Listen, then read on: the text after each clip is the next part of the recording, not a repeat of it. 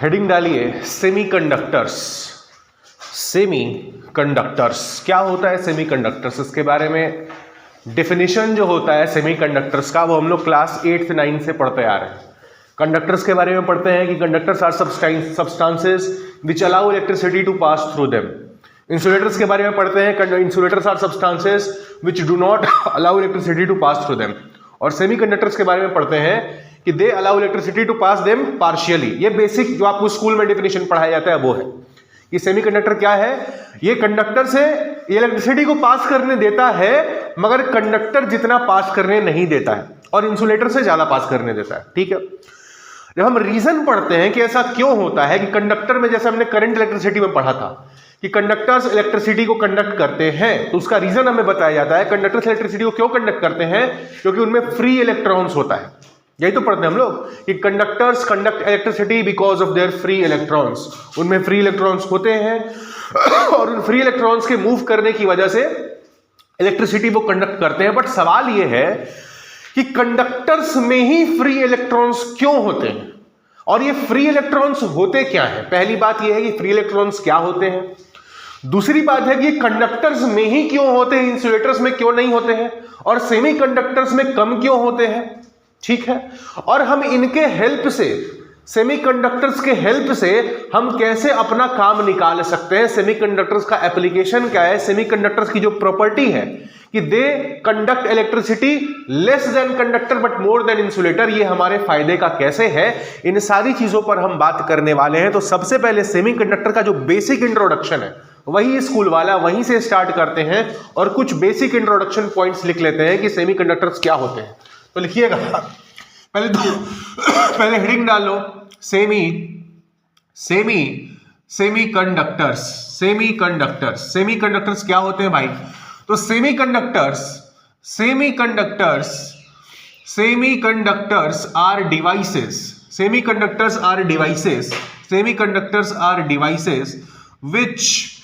which allow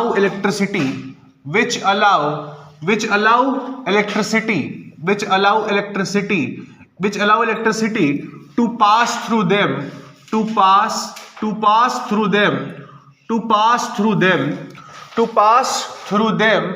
partially मतलब conductor जितना नहीं, कंडक्टर से कम। ठीक है, पहला पॉइंट ये हो गया। दूसरा लिखिए कि their resistance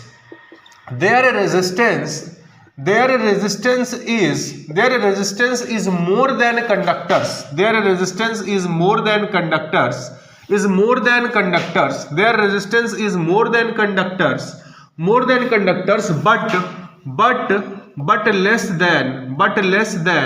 but less than insulators। ठीक है भैया, आप बोल रहे हैं कि ये इंसुलेटर तो होते हैं जो बिल्कुल ही आपको इलेक्ट्रिसिटी कंडक्ट नहीं कर रहे हैं, मतलब इंसुलेटर्स का रेजिस्टेंस काफी ज्यादा हाई होता है। जो आपके सेमीकंडक्टर्स होते हैं इनका रेजिस्टेंस इंसुलेटर से कम होता है। जैसे मान लीजिए आपका इंसुलेटर का रेजिस्टेंस है, इनका रेजिस्टेंस है, आपका जो सेमीकंडक्टर्स होगा उनका रेजिस्टेंस क्या होगा? कम होगा। इनका सेमीकंडक्टर्स का जो रेजिस्टेंस है वो इंसुलेटर्स के रेजिस्टेंस से कम होगा, और कंडक्टर्स के रेजिस्टेंस से इनका रेजिस्टेंस जो होगा वो ज्यादा होगा। तीसरी बात लिखिए कि इनका जो रेजिस्टेंस है, resistance of semiconductors decreases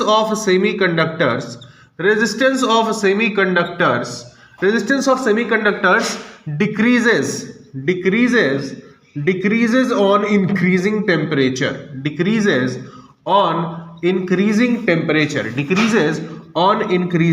temperature इनका जो रेजिस्टेंस होता है वो टेम्परेचर बढ़ाने पर कम होता है, and their conductivity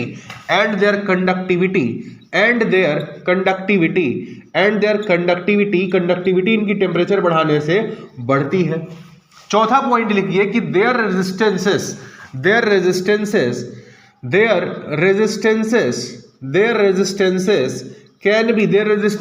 or conductivity, मतलब रेजिस्टिविटी आप यहां पर लिख लीजिए, their resistivity or conductivity can be effectively can be effectively controlled. अगर हम चाहें तो इनके रेजिस्टिविटी को या फिर कंडक्टिविटी को अपने हिसाब से हम बदल सकते हैं, और इसीलिए सेमीकंडक्टर्स का जो इंपॉर्टेंस है वो ज्यादा हो जाता है। कि कंडक्टर्स में क्या है कि उसका भैया रेजिस्टेंस बहुत कम है, वो करंट को फुल्ली अलाउ कर देगा। इंसुलेटर्स में है कि बिल्कुल भी अलाउ नहीं करेगा। बट सेमीकंडक्टर क्या है कि हमारे हिसाब से इसका रेजिस्टेंस बदल सकता है, तो हम अपने हिसाब से करंट को इससे कम ज्यादा फ्लो करवा सकते हैं जैसा हम चाहेंगे। और कैसे कम ज्यादा करवाएंगे वही इस चैप्टर में हमें पढ़ना है। तो पहले इन चारों पॉइंट्स को लिख लीजिए।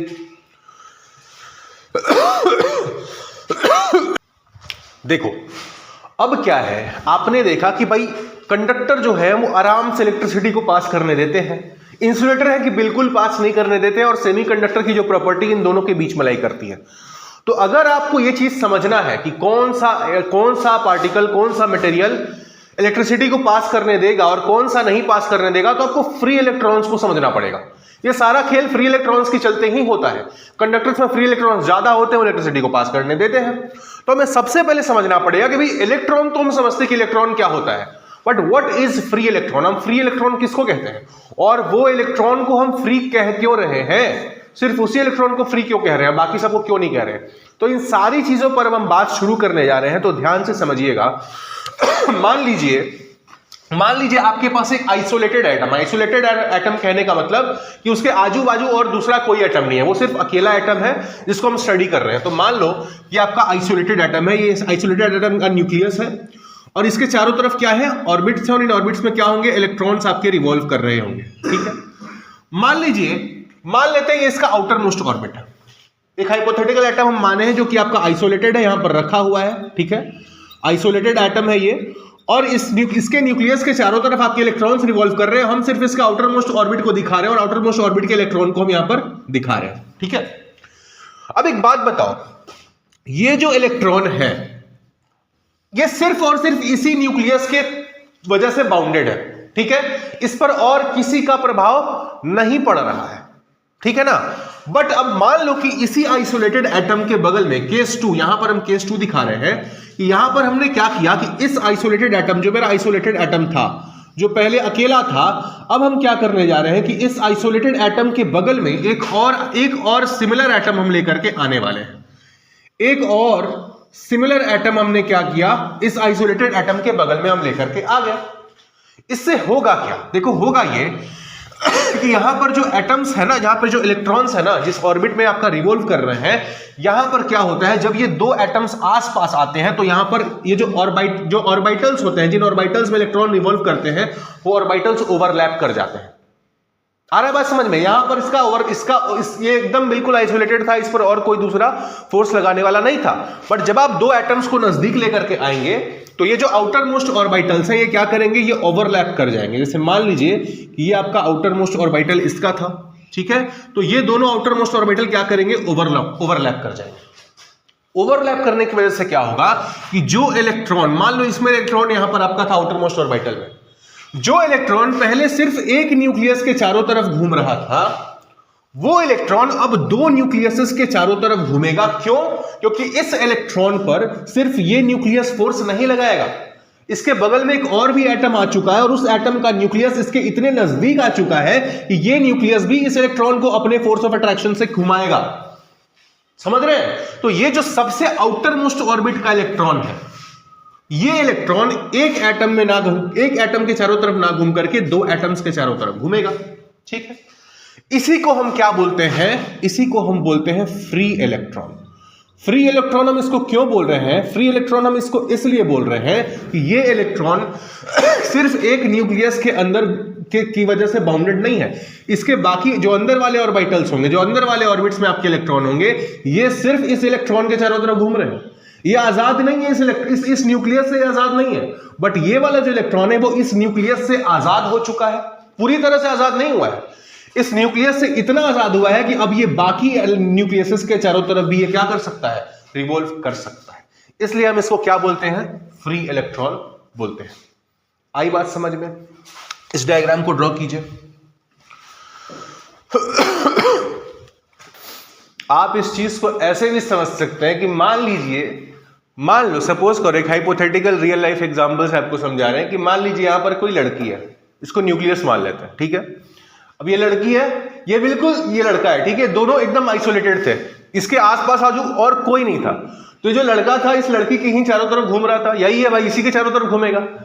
अभी क्या हुआ कि इसके बगल में ना, इस वाली लड़की के बगल में एक और लड़की आ गई। अब ये जो लड़का है जो पहले एक लड़की के तरफ चक्कर लगा रहा था, अब ये क्या करेगा, जितनी लड़कियां यहां पर होंगी उन सबके पीछे चक्कर, इसको छोड़ेगा भी नहीं, ऐसा नहीं कि इसको छोड़ देगा, नहीं, वो क्या करेगा, इसके भी पीछे चक्कर लगाएगा, इसके भी जितनी लड़कियां इसको मिलेंगी लैटिस में उन सबके पीछे चक्कर लगाएगा। तो अभी ये क्या हो गया, पहले ये था पूरी तरह से बॉन्डेड, बट अब ये क्या हो गया, अभी फ्री है, इसलिए इसको हम क्या बोल रहे हैं, फ्री इलेक्ट्रॉन बोल रहे हैं। आया बात समझ में, इसको मिटा दिया जाए। जब ये आइसोलेटेड एटम था, आपने बोर्स एटॉमिक मॉडल में पढ़ा है कि एटम के अंदर जितने ऑर्बिट्स होते हैं उनकी अपनी एनर्जी होती है। जैसे जो सबसे इनर मोस्ट ऑर्बिट होता है हाइड्रोजन एटम का, उसका एनर्जी आपने लिखा था, कितना लिखा था आपने, -13.6 इलेक्ट्रॉन वोल्ट्स आपने लिखा था। उसके बाद जो बाहर वाला ऑर्बिट होता है उसका आपने कितना लिखा था, उसका आपने लिखा था -3.4 electron volts. Second most orbit का आपका एनर्जी कितना था, -3.4 इलेक्ट्रॉन वोल्ट्स, ठीक है। तो यहां जो ऑर्बिट्स होते हैं और उन ऑर्बिट्स में जो इलेक्ट्रॉन्स होते हैं उनकी एनर्जी फिक्स्ड होती है एक पर्टिकुलर वैल्यू पे, जब वो आइसोलेटेड होता है तो, ठीक है, ये एनर्जी फिक्स्ड है। बट जैसे ही ये इलेक्ट्रॉन दूसरे इलेक्ट्रॉन के संपर्क में, दूसरे एटम के संपर्क में आएगा, ये इसकी एनर्जी जो डेफिनेट एनर्जी थी, जो एक पर्टिकुलर वैल्यू पर फिक्स थी, अब ये फिक्स्ड नहीं होकर के एक रेंज में वेरी करेगी। क्यों वेरी करेगी, अब उसको हम लोग समझने जा रहे हैं, ठीक है। देखो, आपने इसको हम पोटेंशियल एनर्जी के एग्जांपल से समझाते हैं। पोटेंशियल एनर्जी क्या होता है, दो चार्जेस के बीच में, अगर दोनों चार्जेस के बीच में सेपरेशन आर हो तो उनका पोटेंशियल एनर्जी क्या होता है, K Q1 Q2 by are होता है, ठीक है। तो जब ये आइसोलेटेड एटम था, जब आपका ये आइसोलेटेड एटम था, आइसोलेटेड एटम के केस में जो इस इलेक्ट्रॉन की पोटेंशियल एनर्जी थी, मान लीजिए इसके पोटेंशियल एनर्जी को हम U से दिखा रहे हैं, इसको हम कैसे दिखाएंगे, K Q1 Q2 by are. ये जो Q है फिक्स है, ये Q2 भी फिक्स है, दोनों का चार्ज तो नहीं बदल रहा है, K तो कांस्टेंट है ही, और जो इलेक्ट्रॉन का दूरी है इसके न्यूक्लियस से R, ये भी हर जगह पे कांस्टेंट है, यहां पे भी उतना ही है, यहां पे भी उतना ही है, यहां पे भी उतना ही है, यहां पे भी उतना ही है। तो यहां पर अगर आप इलेक्ट्रॉन की पोटेंशियल एनर्जी फाइंड आउट करेंगे तो वो आपको एक कांस्टेंट वैल्यू मिलेगी। क्या मिलेगी, एक कांस्टेंट एंड डेफिनिट वैल्यू मिलेगी, कांस्टेंट एंड डेफिनिट वैल्यू आपको यहां पर इसके पोटेंशियल एनर्जी की मिलेगी। बट अब मान लो कि यही जो आपका फ्री इलेक्ट्रॉन है वो दो एटम्स के फ्री इलेक्ट्रॉन क्या करेगा, दोनों के चारों तरफ रिवॉल्व करेगा। पहले ये क्या कर रहा था, सिर्फ एक न्यूक्लियस के चारों तरफ रिवॉल्व कर रहा था, अभी ये जो है वो आपका इस न्यूक्लियस के भी अराउंड रिवॉल्व कर रहा है, इस न्यूक्लियस के भी अराउंड रिवॉल्व कर रहा है। तो अब अगर आप पोटेंशियल एनर्जी लिखने जाएंगे इस इलेक्ट्रॉन की कि Q1 Q2 बाई आर, तो यहां पर जो दूरी होगी R इलेक्ट्रॉन की, वो देखोगे आप वेरी करेगा। यहां पर इसका दूरी कुछ और है, बट यही इलेक्ट्रॉन जब यहां पहुंचेगा तो ये R आपका बढ़ चुका है, R वेरी कर रहा है। तो यहां पर इसका जो पोटेंशियल एनर्जी कांस्टेंट और एक फिक्स्ड वैल्यू था, यहां पर इसका पोटेंशियल एनर्जी जो होगा वो एक रेंज में लाई करेगा। उस पोटेंशियल एनर्जी का एक मिनिमम वैल्यू होगा और एक मैक्सिमम वैल्यू होगा। किसी पोजीशन पर हो सकता है उसका पोटेंशियल एनर्जी मिनिमम हो, किसी पोजीशन पर हो सकता है उसका पोटेंशियल एनर्जी मैक्सिमम हो। तो इस डिस्कशन से आप क्या समझते हैं कि जब आपका एटम आइसोलेटेड होता है तब एनर्जी लेवल्स जो होती हैं वो फिक्स्ड होती हैं और कांस्टेंट होती हैं, डेफिनेट वैल्यू उनका होता है। बट जब आपका एक लैटिस होता है, लैटिस में क्या है, बहुत सारे एटम्स हैं, तो जब बहुत सारे एटम्स एक दूसरे के नजदीक होते हैं तब आपको एनर्जी, कोई फिक्स्ड एनर्जी लेवल नहीं मिलकर के आपको क्या मिलता है, एनर्जी बैंड मिलता है। एनर्जी बैंड का मतलब क्या है कि अब उसका एनर्जी एक फिक्स्ड वैल्यू ना होकर के एक रेंज में लाई करेगा। आए समझ में? इस डायग्राम को ड्रॉ कीजिए फिर लिखवाते हैं।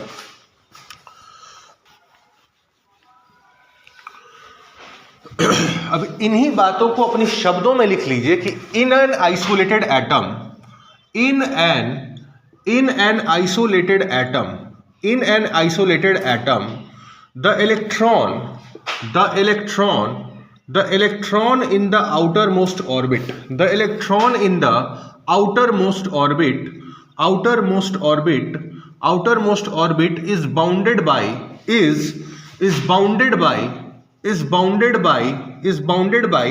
only one nucleus, is bounded by only one nucleus, ठीक है, due to which due to which it has a fixed energy, fixed and definite energy level, ठीक है। But in a crystal lattice आप समझ रहे हैं क्रिस्टल लैटिस हम किसको बोल रहे हैं? देखिए आइसोलेटेड एटम तो आपको पता चल गया कि भाई आइसोलेटेड एटम मतलब क्या है, एक वही एटम है, उसके आजू बाजू और कोई नहीं है। बट अगर आप रियल लाइफ में देखोगे तो आपको एटम थोड़ी मिलता है, आपको तो पूरा एक लैटिस मिलता है और उस लैटिस में बहुत सारे एटम्स होते हैं। तो एक क्रिस्टल लैटिस का मतलब है आप collection of a number of atoms, ठीक है। तो in a crystal lattice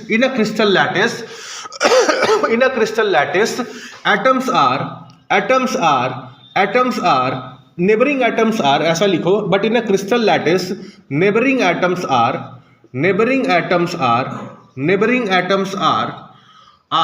closely spaced, due to this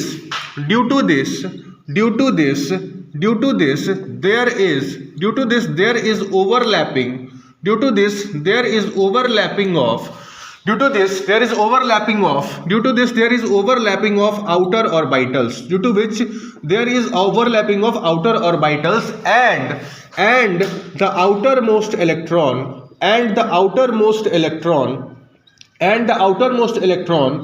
comes under the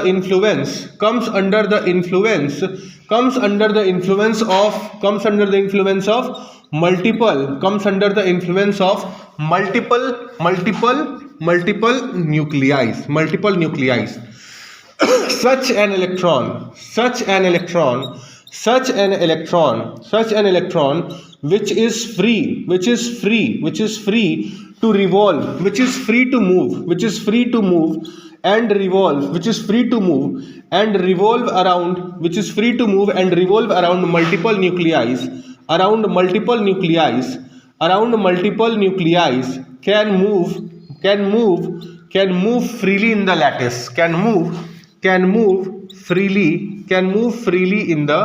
can move freely in the lattice, lattice due to which it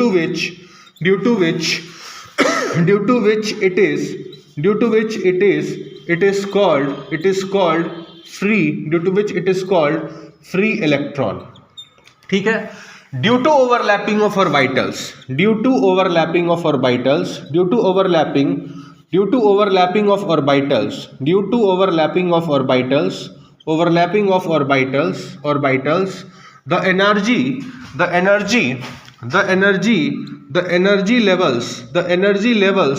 the energy levels of isolated atom are replaced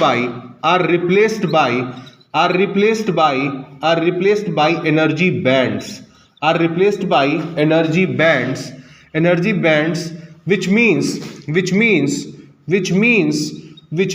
the electrons instead which means the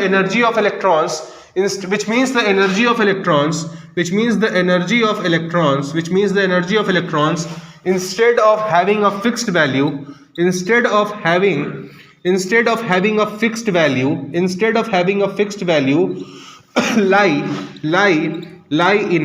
lie in a particular range, and that range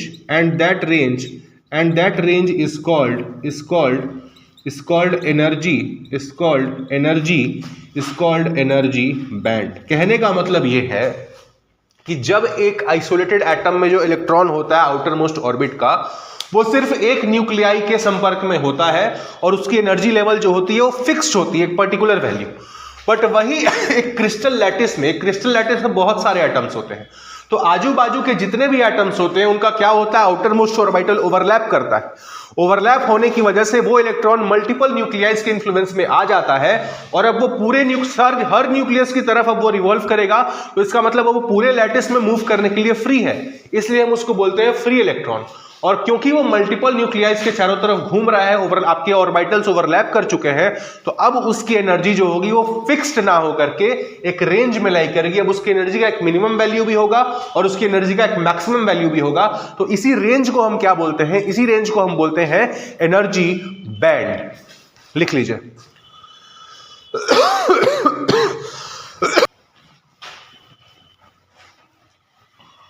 चलो अब इस जरा energy band को हम लोग sodium के example से समझते हैं। मान लीजिए आपके पास सोडियम है, सोडियम का एटॉमिक नंबर कितना होता है?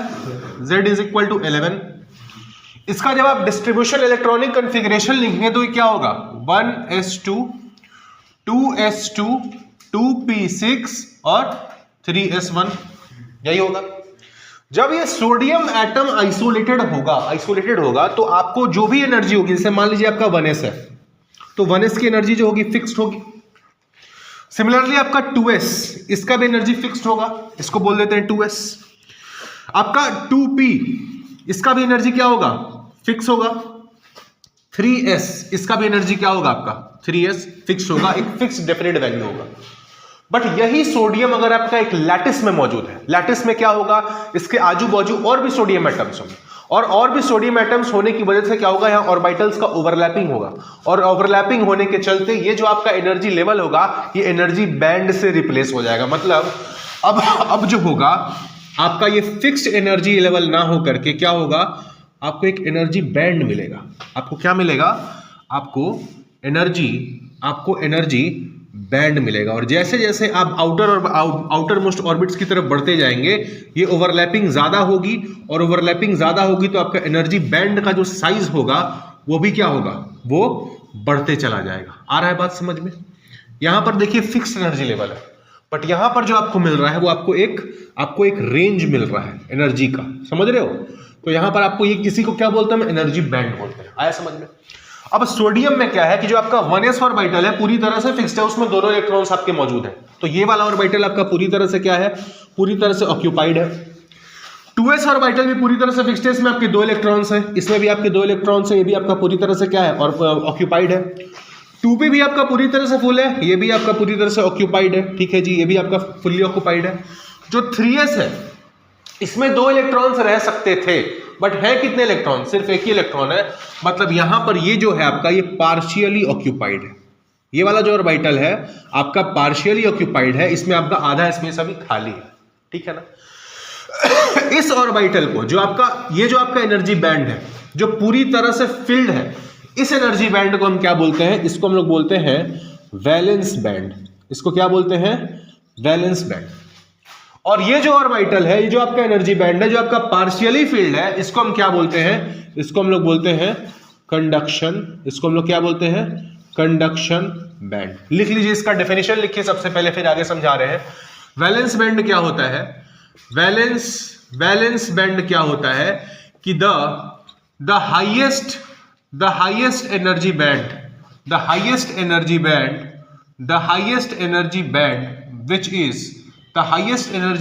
which is completely filled, the highest energy band which is completely filled is called valence band। ठीक है। कंडक्शन बैंड क्या होता है? कंडक्शन बैंड इसका डेफिनेशन लिखिए कि the lowest energy band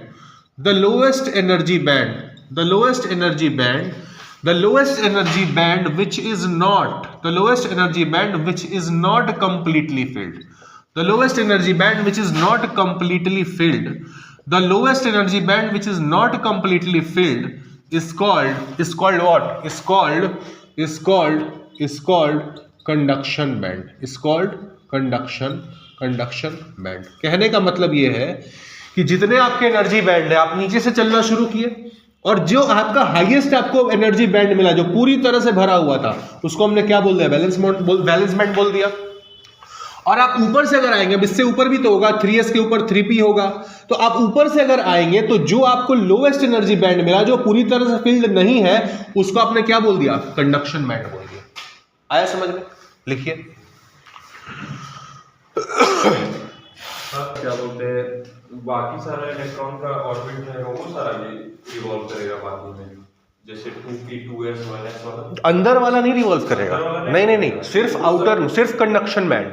वो सबका लेवल कैसे बढ़ रहा है, एनर्जी का लेवल? इस सब का देखो, ऑर्बिटल ओवरलैपिंग होगा, सबसे ज्यादा ओवरलैपिंग किसका होगा? जो आउटर मोस्ट ऑर्बिटल है उसका ओवरलैपिंग सबसे ज्यादा होगा। बट ऐसा नहीं है कि जो अंदर में है उनका, जैसे आपका मान लीजिए ये दो इलेक्ट्रॉन्स, दो एटम्स हैं, ठीक है, ये दो एटम्स हैं, इसमें आपका ये अंदर वाला और एनर्जी लेवल हो गया, ये बाहर वाला एनर्जी लेवल हो गया, ठीक है। इसका भी आपका अंदर वाला हुआ, इसका भी हुआ आपका बाहर वाला हुआ। आप बोल रहे हो कि जो बाहर वाला इलेक्ट्रॉन है उस पर बगल वाला न्यूक्लियस भी फोर्स लगाएगा, ओवरलैपिंग हो जाएगा, ओवरलैपिंग होने की वजह से आपको एनर्जी बैंड मिला, तो बाहर वाले में तो सबसे ज्यादा होगी।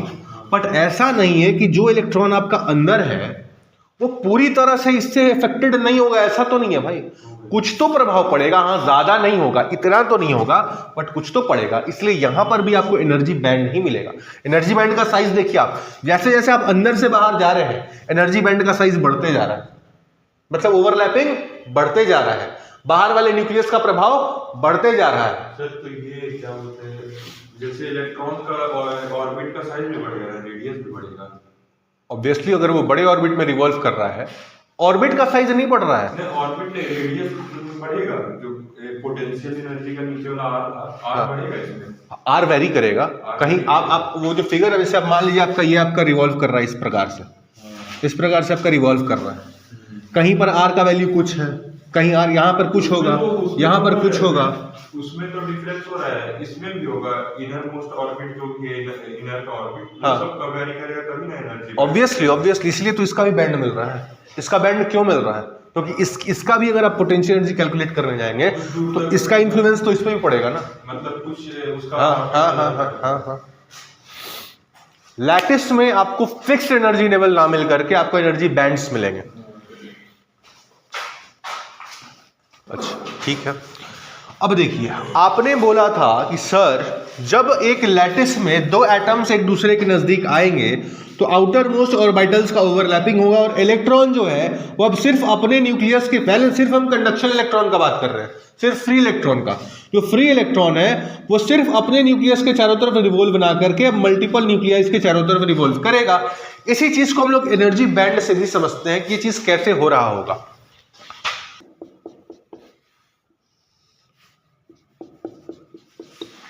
मान लीजिए हमने क्या किया, लैटिस में मेरे पास दो सोडियम एटम है, एक आपका ये है, एक आपका ये है, दोनों का एनर्जी बैंड हमने पैरेलल दिखाया है आपको, ठीक है। अगर इस वाले एटम में, इस वाले एटम में, ये वाला एटम का, अगर यहां का वैलेंस बैंड का कोई इलेक्ट्रॉन अगर चाहे इसमें जाने का, क्या यहां पर जगह मौजूद है? ये तो पहले से पूरा भरा हुआ है। तो यहां के वैलेंस बैंड का कोई भी इलेक्ट्रॉन दूसरे वाले के वैलेंस बैंड में जाना चाहेगा, नहीं जा पाएगा। और यही कारण है कि यहां पर आपको वैलेंस इलेक्ट्रॉन्स जो होते हैं वो आपका कंडक्शन में पार्ट नहीं लेते हैं। मगर जो इलेक्ट्रॉन आपके कंडक्शन बैंड में है, अगर यहां का कोई कंडक्शन इलेक्ट्रॉन चाहे कि इसके कंडक्शन बैंड में चला जाए तो जा सकता है कि नहीं जा सकता है? यहां पर जगह अवेलेबल है, यहां पर जगह खाली है। तो यहां का जो कंडक्शन इलेक्ट्रॉन है वो इस वाले के कंडक्शन बैंड में जा सकता है, इसके बगल वाले के भी कंडक्शन बैंड में जा सकता है। इस वजह से वो पूरे लैटिस में मूव कर सकता है। जहां जहां उसको कंडक्शन बैंड खाली दिखा वहां वहां वो मूव करेगा। और कंडक्शन बैंड क्योंकि सोडियम एटम्स में खाली है तो सारे कंडक्शन इलेक्ट्रॉन जो होंगे वो आपका इलेक्ट्रिसिटी कंडक्ट करेंगे। आई बात समझ में? यहां तक कोई डाउट है? नहीं है? चलिए ठीक है, आगे बढ़ते हैं। आपने बोला कि सर सोडियम का इलेक्ट्रॉनिक कॉन्फ़िगरेशन ये होता है, इसमें आपका 1s वाला एनर्जी बैंड पूरी तरह से फील्ड है, 2s भी पूरी तरह से फील्ड है, 2p भी पूरी तरह से फील्ड है, और जो 3s एनर्जी बैंड है ये आपका हाफ फील्ड है क्योंकि इसमें सिर्फ एक इलेक्ट्रॉन है, एक इलेक्ट्रॉन के लिए भी आपका जगह खाली है, ठीक है। अगर मैग्नीशियम की हम बात करें, मैग्नीशियम जिसका एटॉमिक नंबर कितना है 12, इसका इलेक्ट्रॉनिक कॉन्फ़िगरेशन क्या होगा 1s2 2s2 2p6 और 3s2। मैग्नीशियम के केस में इसका जो ये वाला ऑर्बिटल है जो यहां पर आपका पार्शियली फील्ड था अब ये क्या हो जाएगा, ये एनर्जी बैंड भी पूरी तरह से फील्ड हो गया पूरी तरह से फील्ड। अब बताइए इसके ऊपर क्या है, 3s2 के ऊपर क्या है, 3p6 जो कि पूरी तरह से खाली है। p ऑर्बिटल में तो कोई यहां पर इलेक्ट्रॉन नहीं है, तो ये वाला पूरी तरह से खाली है। अब सबसे पहले समझिए कि यहां पर आपका वैलेंस बैंड और कंडक्शन बैंड है क्या। यहां पर तो आपको समझ में आया था, वैलेंस बैंड का आपने डेफिनेशन लिखा था कि highest energy band which is completely filled, तो ये वाला था आपका वैलेंस बैंड। और आपका कंडक्शन बैंड का आपने डेफिनेशन लिखा था कि lowest energy band which is not completely filled, तो ये था आपका कंडक्शन बैंड। यहां पर जो आपका highest energy band which is completely filled है वो क्या है, ये है, तो ये हो गया आपका वैलेंस बैंड। और lowest energy band which is not completely filled, तो ये हो गया आपका कंडक्शन बैंड। तो यहां आपके कंडक्शन बैंड में कोई इलेक्ट्रॉन है ही नहीं। जब कंडक्शन बैंड में कोई इलेक्ट्रॉन नहीं है तो इलेक्ट्रिसिटी कंडक्ट नहीं होनी चाहिए थी, बट हो क्या रहा है, आपका इलेक्ट्रिसिटी कंडक्ट हो रहा है। किसके केस में, मैग्नीशियम के केस में, ठीक है। तो ये क्यों हो रहा है, ऐसा इसलिए होता है कि मैग्नीशियम क्या है, कंडक्टर है, मेटल है, ठीक है। मेटल्स के केस में जब आपका टेम्परेचर 0 केल्विन से ज्यादा होता है तो आपका जो कंडक्शन बैंड है और वैलेंस बैंड है एक दूसरे पर ओवरलैप कर जाता है, और ओवरलैप करने की वजह से ये आपका कुछ इस प्रकार का फिगर बन जाता है। ये आपका वैलेंस बैंड है तो इसके ऊपर आपका कंडक्शन बैंड भी रहेगा, और वैलेंस बैंड और कंडक्शन बैंड ओवरलैप करने के चलते यहां पर कुछ इलेक्ट्रॉन्स जो है कंडक्शन बैंड में ऑलरेडी प्रेजेंट रहते हैं।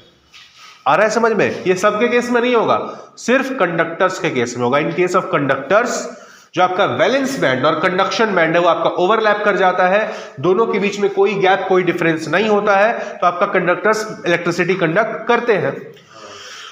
जब आपका इंसुलेटर होगा, इंसुलेटर में क्या होगा, यही जो गैप है वैलेंस बैंड और कंडक्शन बैंड के बीच का, ये गैप बहुत ज्यादा हो जाएगा, इतना ज्यादा हो जाएगा कि आपका अगर यहां से इलेक्ट्रॉन चाहे भी कंडक्शन बैंड में जंप करने का एनर्जी लेकर के, तो वो जंप नहीं कर पाएगा।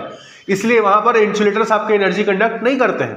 और सेमीकंडक्टर्स में क्या होता है, गैप वहां पर भी होता है, बट उतना ज्यादा गैप नहीं होता है। इतना गैप होता है कि अगर उस इलेक्ट्रॉन को, अगर वैलेंस बैंड के इलेक्ट्रॉन को थोड़ी सी एनर्जी प्रोवाइड कर दी जाए तो एनर्जी ले करके जंप करके कंडक्शन बैंड में चला जाएगा, और जैसे ही कंडक्शन बैंड में जाएगा सेमीकंडक्टर आपका इलेक्ट्रिसिटी कंडक्ट करना शुरू कर देगा।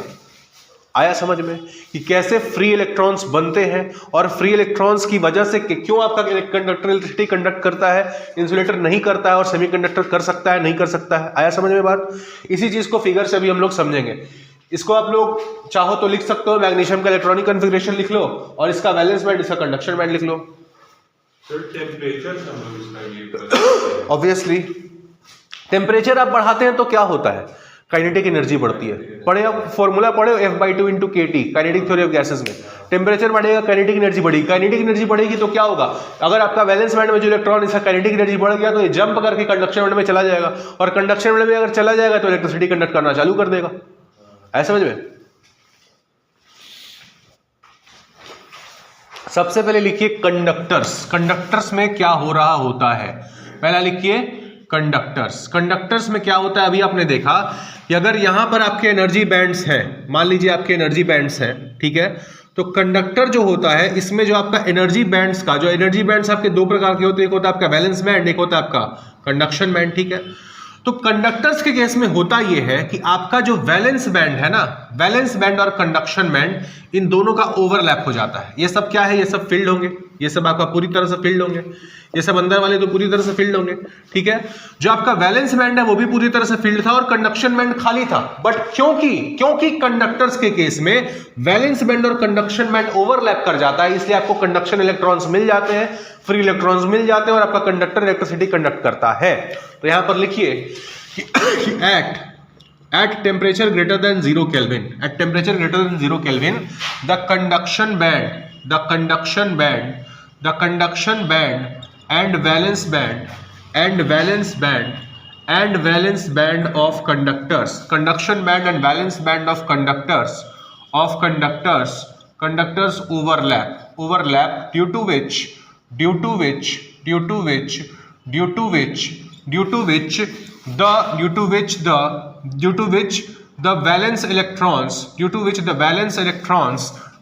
valence electrons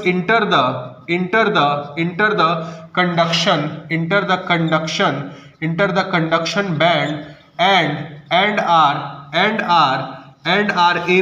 and are able to move to move freely in the lattice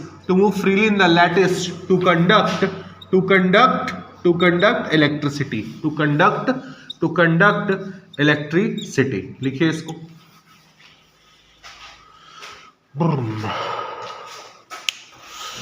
अच्छा देखो, कंडक्टर्स के केस में ना दो चीजें हो सकती हैं. पहला, जैसे मैग्नीशियम के केस में हो रहा था, मैग्नीशियम के केस में क्या हो रहा था, उसका वैलेंस बैंड पूरी तरह से भरा था और कंडक्शन बैंड खाली था, बट वो फिर भी इलेक्ट्रिसिटी कंडक्ट कर रहा था. क्यों? क्योंकि वैलेंस बैंड और कंडक्शन बैंड एक दूसरे से ओवरलैप कर जा रहा था. या फिर सोडियम वाला केस हो सकता है. सोडियम में क्या था कि आपका जो कंडक्शन बैंड था वो खाली नहीं था, उसमें पहले से आपके इलेक्ट्रॉन्स थे, बट वो पार्शियली फिल्ड था, मतलब पार्शियली खाली था, तो वो भी आपका इलेक्ट्रिसिटी कंडक्ट करेगा क्योंकि उसमें पहले से आपका इलेक्ट्रॉन्स भरे हुए हैं. तो कंडक्टर्स के केस में दोनों चीजें हो सकता है. या तो आपका कंडक्शन बैंड अगर खाली है तो ऑर्बिटल्स ओवरलैप करेगा, उसके चलते आपका कंडक्टिविटी करेगा. या फिर जैसा सोडियम में था कि अगर आपका कंडक्शन बैंड पार्शियली फिल्ड है तो उसमें पहले से आपका इलेक्ट्रॉन मौजूद है, तो उस इलेक्ट्रॉन की वजह से भी वो इलेक्ट्रिसिटी कंडक्ट करेगा. और अगर ओवरलैपिंग हुई तो ओवरलैपिंग के चलते भी आपका इलेक्ट्रिसिटी कंडक्ट करेगा. आया समझ में? अब बात कर रहे हैं यार हम लोग इंसुलेटर्स की. ठीक है, इंसुलेटर्स के केस में लिखिए आपका केस बी हम लोग पढ़ने जा रहे हैं भाई. इंसुलेटर में क्या होता है? इंसुलेटर में ये होता है कि ये मान लीजिए इसका क्या है, वैलेंस बैंड जो पूरी तरह से फील्ड है, और ये है आपका मान लो कंडक्शन बैंड. ठीक है ना? तो इंसुलेटर के केस में क्या होता है कि जो आपका गैप है कंडक्शन बैंड और वैलेंस बैंड में, ये गैप बहुत ज्यादा बढ़ जाता है. और इस गैप के ज्यादा होने की वजह से अगर वैलेंस बैंड का इलेक्ट्रॉन चाहे भी कि एनर्जी लेकर के इस कंडक्शन बैंड में चला जाकर के इलेक्ट्रिसिटी कंडक्ट कर दे, तो वो नहीं कर पाएगा, क्योंकि ये गैप जो है बीच में रुकावट बनेगा, बीच में बाधा बनेगा. इसी गैप को हम लोग दिखाते हैं डेल्टा Eg से, और इसको हम लोग बोलते हैं फॉरबिडेन एनर्जी गैप. इसको क्या बोलते हैं? Forbidden energy gap. तो लिखिए कि in insulators at temperature greater than 0 Kelvin there is a huge gap between the conduction band and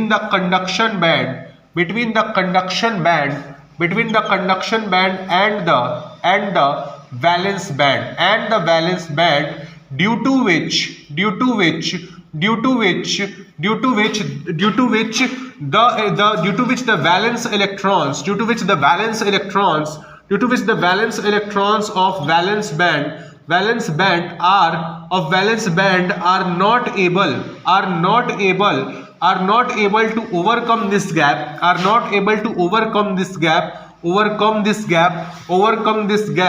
and enter conduction band and hence insulators do not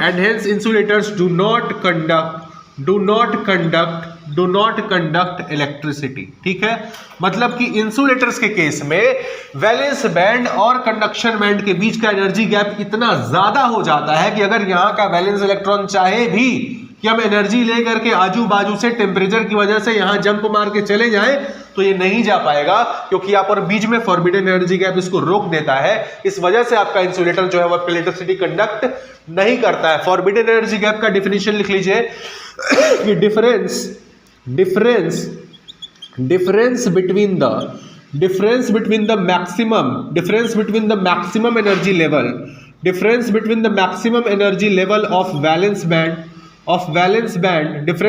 maximum energy level of valence band and the minimum energy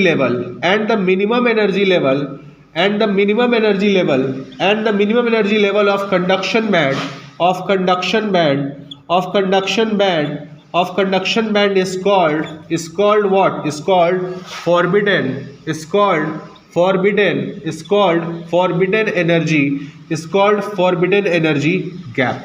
energy gap. Insulators के case में ये जो आपका gap होता है forbidden energy gap delta Eg, ये delta Eg जो होता है it is greater than 5 electron volts. In case of insulators delta Eg is greater than 5 electron volts. देखिए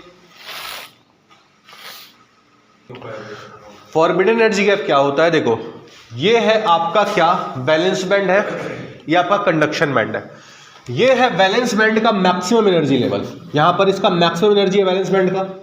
ये है कंडक्शन बैंड का मिनिमम एनर्जी लेवल। इन दोनों के बीच में जो एनर्जी लेवल का डिफरेंस है, इसी डिफरेंस को हम लोग क्या बोलते हैं, फॉरबिडन एनर्जी गैप। मतलब अगर आपके इलेक्ट्रॉन को वैलेंस बैंड से जंप मार के कंडक्शन बैंड में जाना है तो उसके पास कम से कम इतनी एनर्जी तो आपको देनी पड़ेगी ताकि वो एनर्जी लेकर के यहां से जंप मार के इसमें जा पाए और आपका इलेक्ट्रिसिटी कंडक्ट कर पाए। बट इंसुलेटर्स के केस में क्या होता है कि ये जो आपका एनर्जी गैप होता है काफी ज्यादा होता है, इतना ज्यादा होता है कि थर्मल एजिटेशन से भी इलेक्ट्रॉन को उतनी एनर्जी नहीं मिल पाती है और आपका इलेक्ट्रॉन जो वैलेंस बैंड में है वो यहीं का यहीं रह जाता है। सेमीकंडक्टर्स में क्या होगा, यही जो फॉरबिडन एनर्जी गैप जो इस इंसुलेटर के केस में इतनी ज्यादा थी, ये forbidden energy gap in case of semiconductors घट जाती है। क्या हो जाती है, घट जाती है। और घट करके जो पहले इतना लंबा डिफरेंस था वैलेंस बैंड और कंडक्शन बैंड में, वो डिफरेंस अब घट करके क्या रह जाता है, वो डिफरेंस घट करके कुछ सर्टेन वैल्यू ही रह जाता है जो कि आराम से अगर इस इलेक्ट्रॉन को वैलेंस बैंड के इलेक्ट्रॉन को एनर्जी दे दी जाए तो इतना एनर्जी लेकर के आराम से जंप मार करके आपके कंडक्शन बैंड में आ सकता है। ये कब होगा, ये होगा सेमीकंडक्टर्स के केस में। किस केस में होगा, इन केस ऑफ, तीसरा केस लिखिए, in case of semiconductors. In case of semiconductors, semiconductors में क्या होगा, at temperature greater than 0 kelvin, यहां पर the gap between conduction band पूरा लिख ही देते हैं। चलिए, सेमीकंडक्टर्स में क्या होगा, at temperature T greater than 0 kelvin, the forbidden energy gap, the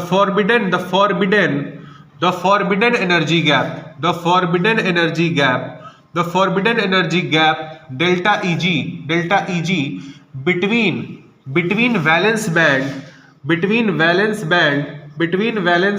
and conduction band is less than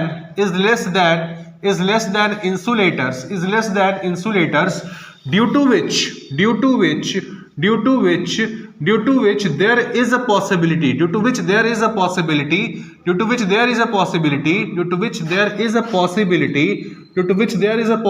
that the electrons in valence band may get energy through thermal agitation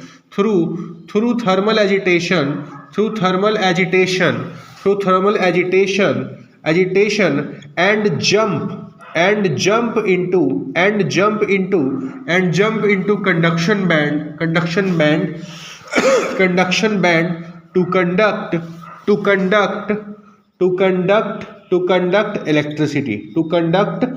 conduct electricity। ठीक है, इसके case में, semiconductors के case में जो आपका forbidden energy gap होता है ये लेस देन 2 इलेक्ट्रॉन वोल्ट्स होता है। ये क्या होता है, लेस देन 2 इलेक्ट्रॉन वोल्ट्स होता है। अगर आपका सिलिकॉन है, सिलिकॉन के केस में आपका फॉरबिडन एनर्जी गैप जो होता है, forbidden energy gap in case of silicon ये होता है आपका 1.14 इलेक्ट्रॉन वोल्ट।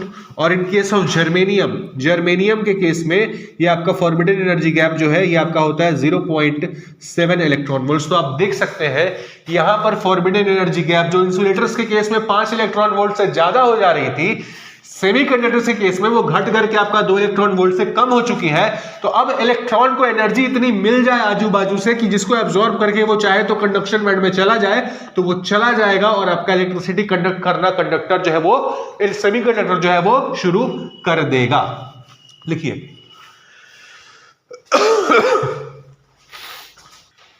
हो गया। आज जितना टॉपिक पढ़ा है आपको सब कुछ समझ में आया, क्या होता है valence band, conduction band, forbidden energy gap, conductor conduct क्यों करता है इलेक्ट्रिसिटी, इंसुलेटर क्यों नहीं कर पाता, और सेमीकंडक्टर दोनों के बीच में क्यों होता है, सब समझ में आया। कल हम लोग स्टार्ट करेंगे इंट्रिंसिक सेमीकंडक्टर्स, मतलब types of semiconductors, intrinsic semiconductors और एक्सट्रिंसिक सेमीकंडक्टर्स। एक्सट्रिंसिक में फिर हम लोग पढ़ेंगे पी टाइप और एन टाइप। ठीक है, तो कल इस सब थोड़ा रिवाइज करके आइएगा। ठीक है, चलिए।